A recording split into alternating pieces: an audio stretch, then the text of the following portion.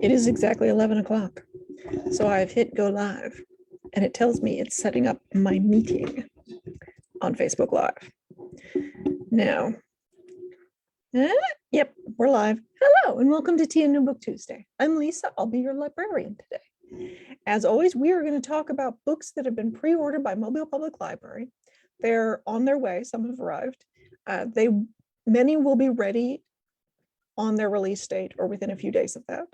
So you can hear about them here, either get a link to them through our my MPL pre-orders newsletter, or you can search them yourself in the catalog and put them on hold now so that you can have them as soon as they come out. Today, we're going to talk about December's hottest books. So for this, I don't know how I explained how I do just the monthly hits.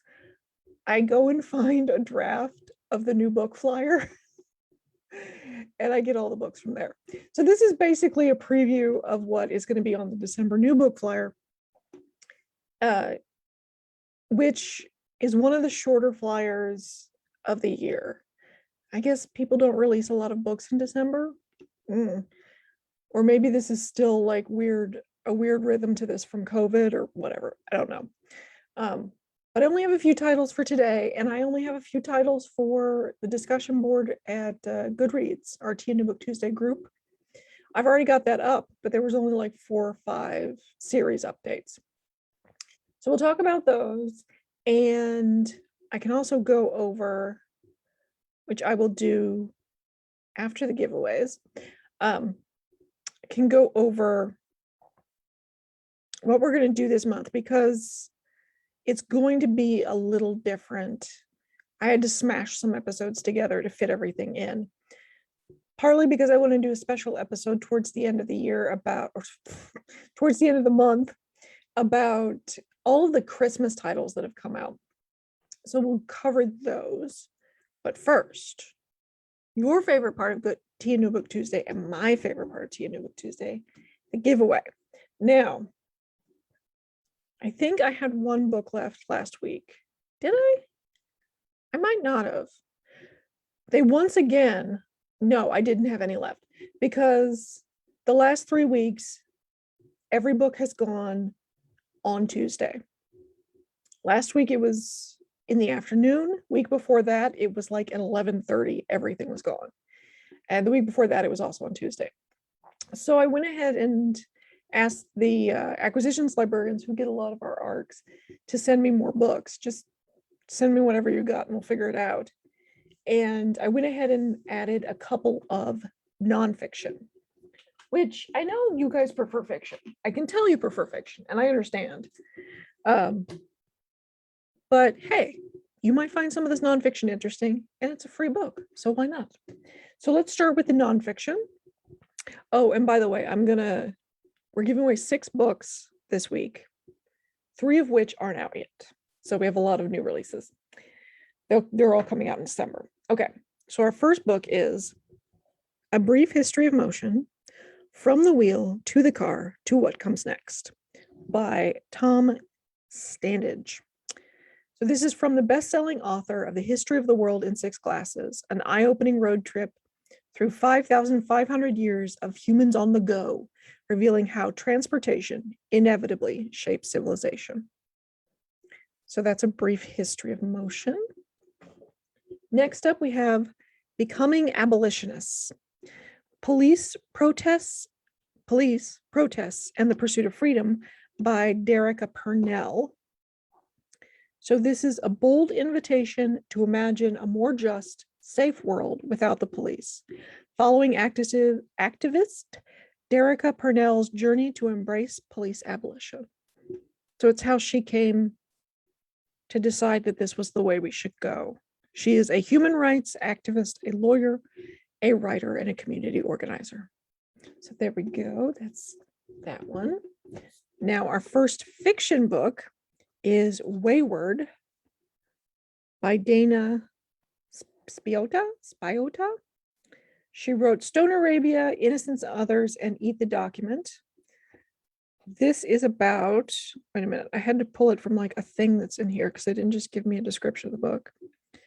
Wayward tells the story of a wife and mother who leaves her husband and teenage daughter behind in the suburb of Syracuse to pursue a newly awakened dream. It is a rich, sexy, brainy, and often very funny novel about an unconventional woman at midlife and a particular kind of female rebellion. We think it's going to be one of the summer's widely devoured and discussed novels, a book that raises questions about what it is that gives life meaning and value, and what it feels like to be a woman in a country gone off the rails. So that's Wayward. Next up, we have So Far and Good by John Straley. Okay. Criminal defense investigator Cecil Younger may still be in prison, but things are looking up since he succeeded in getting his sentence reduced. In fact, his success before the three-judge panel has attracted the attention of his fellow inmates, and one man, called 4th Street, reaches out for advice for his upcoming parole hearing in exchange for protection and companionship. When he isn't spending time with 4th Street, Cecil busies himself discreetly filling up large yellow legal pads. He writes mostly about his teenage daughter Blossom and her Nancy Drew-like quest to help her friend George, who recently discovered through a mail-in genetics test that she is the infamous baby Jane Doe, who was kidnapped from her native mother. But George's reunion with her birth family isn't as heartwarming as the journalist hoped it would be. There is a dark secret about the baby snatching case that threatens to destroy not just George's family, but Cecil's as well. That's a bit of a thriller, So Far and Good. This comes out December 7th. Next up, we have Deva, Chastry's Last Day by Karthana Remissetti, I think. Okay. So Deva Chastry, one of the world's wealthiest women, has always lived with her reputation in mind. When she is diagnosed with brain cancer at the age of 70, she decides to take her death, like all matters in her life, into her own hands. Summoning her 4 adult children to her private island, she discloses shocking news. In addition to having a terminal illness, she has arranged for the news of her death to break early so she can read her obituaries. As someone who dedicated her life to the arts and the empowerment of women, Deva expects to read articles lauding her philanthropic work. Instead, her death reveals 2 devastating secrets, truths she thought she had buried forever. And now the whole world knows, including her children. In the time she has left, Deva has come to learn that every decision that has led to this moment and make peace with those closest to her before it's too late. Compassionately written and chock full of humor and heart, this powerful novel examines public versus private legacy, the complexities of love, and the never-ending joys and frustrations of family. So that's Deva, Chastry's Last Day. Go. Next, okay, last one. Oh, sorry. Deva Chastry comes out December 17th. Tell Me How to Be by Neil Patel. So this description is in here. Here we go. Renew a Min always seemed perfect. Doting husband, beautiful house, healthy sons. But as the 1-year anniversary of her husband's death approaches, Renew is binge watching soap operas and simmering with old resentments. She can't stop wondering if 35 years ago she chose the wrong life. In Los Angeles, her son Akash has everything he ever wanted. But as he tries to kickstart his songwriting career and commit to his boyfriend, he is haunted by the painful memories he fled a decade ago.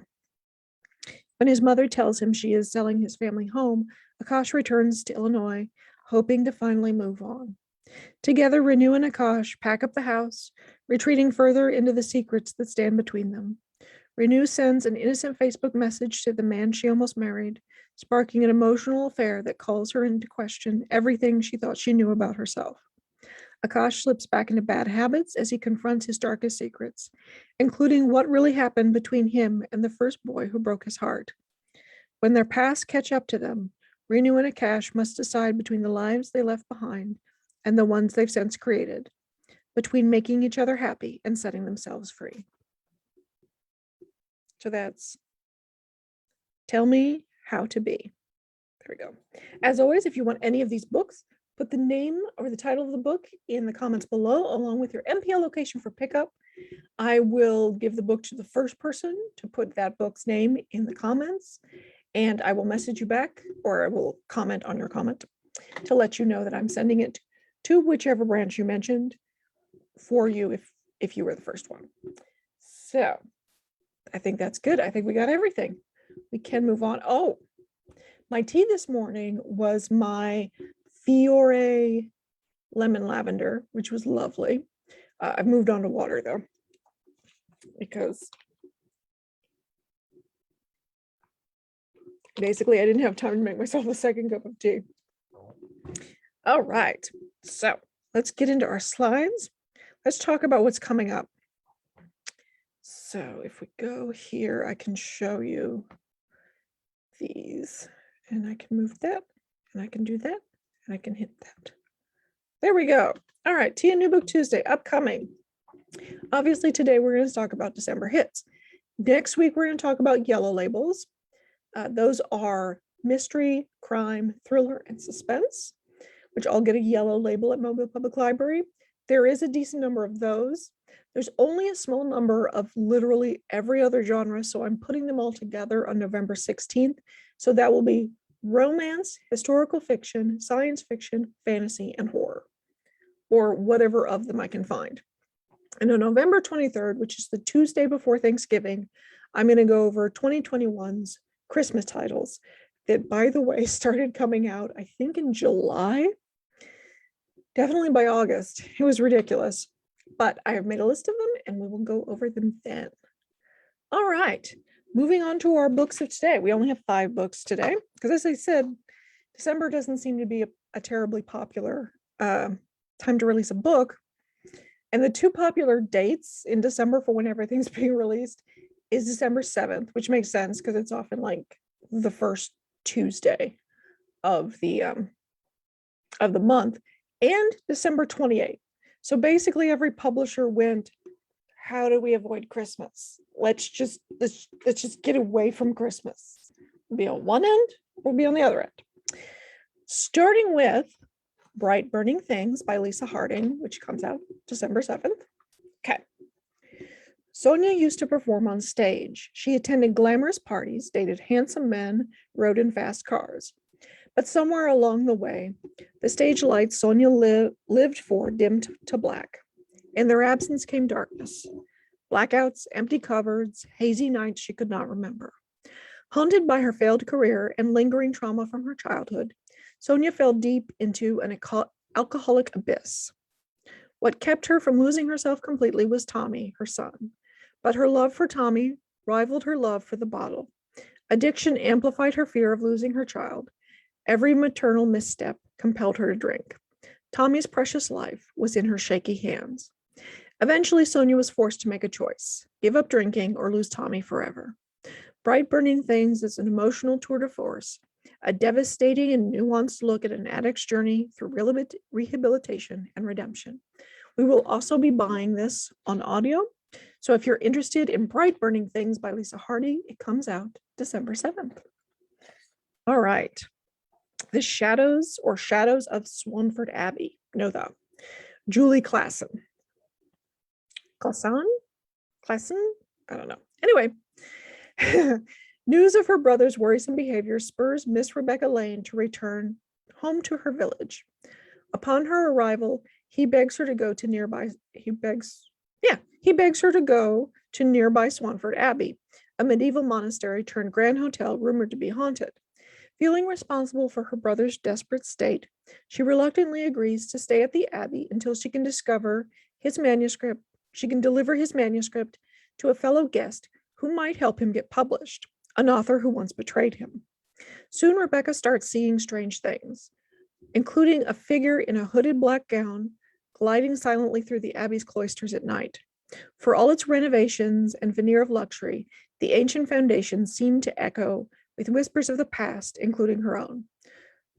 For there she encounters Sir Frederick, baronet, magistrate, and former neighbor, who long ago broke her heart.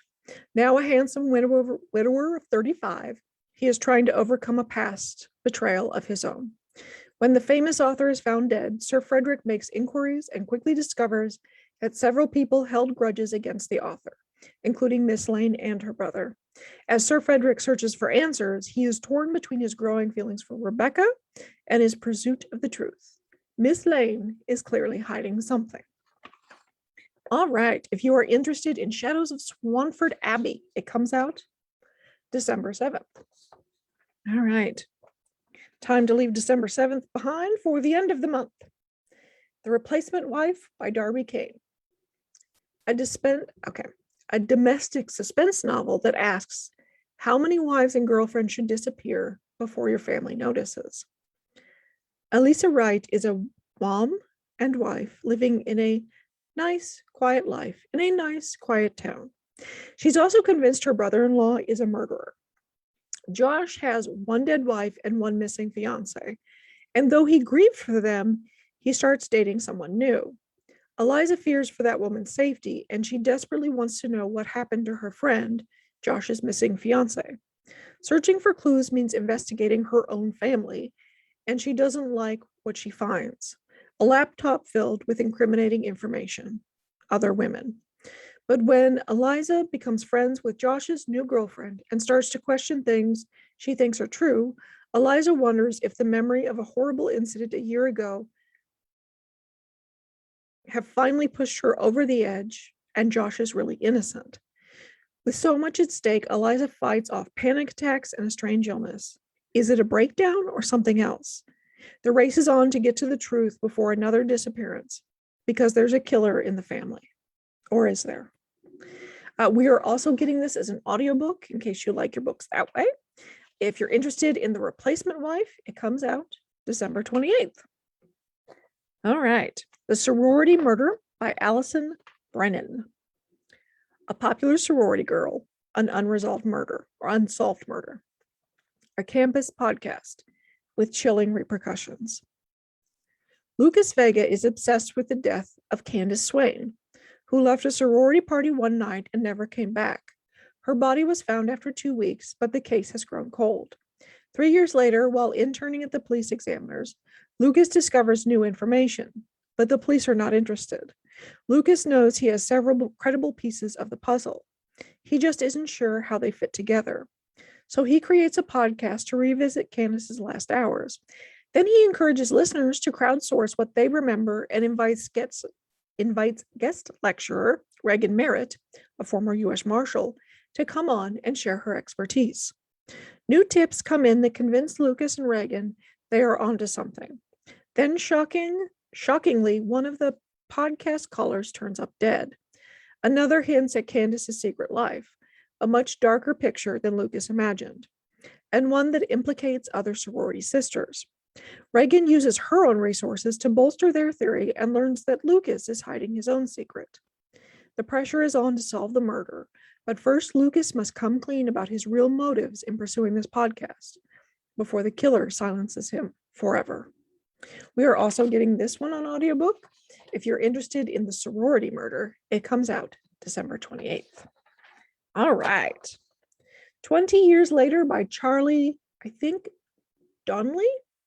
Something like that. Avery Mason, host of American Events, knows the subjects that grab a TV audience's attention. Her latest story, a murder mystery laced with kinky sex, tragedy, and betrayal, is guaranteed to be ratings gold. Her new DNA technology has allowed the New York Medical Examiner's Office to make its first successful identification of a 9/11 victim in years. The twist, the victim, Victoria Ford, has been accused of the gruesome murder of her married lover. In a chilling last phone call to her sister, Victoria begged her to prove her innocent. Emma Ford has waited 20 years to put her sister to rest, but closure won't be complete until she can clear Victoria's name. Alone, she's had no luck, but she's convinced that Avery's connections and fame will help. Avery, hoping to negotiate a more lucrative network contract, goes into investigating Overdrive. Victoria has been having an affair with a successful novelist, found hanging from a balcony on his Catskills mansion. The rope, the bedroom, and the entire crime scene were covered in Victoria's DNA.